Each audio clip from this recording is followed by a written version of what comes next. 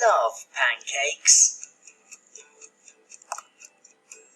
In Britain, we have pancakes on Pancake Day and on other days too. You make pancakes with eggs, flour and milk. Look at the frying pan. You can make big, thin pancakes. British people like thin and thick pancakes. American people like thick pancakes.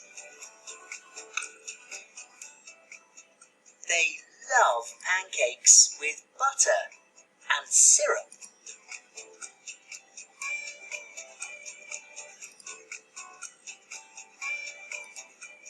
In Britain, we also use eggs, flour and milk to make Yorkshire pudding.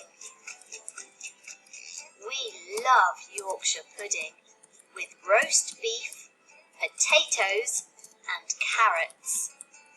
It's delicious!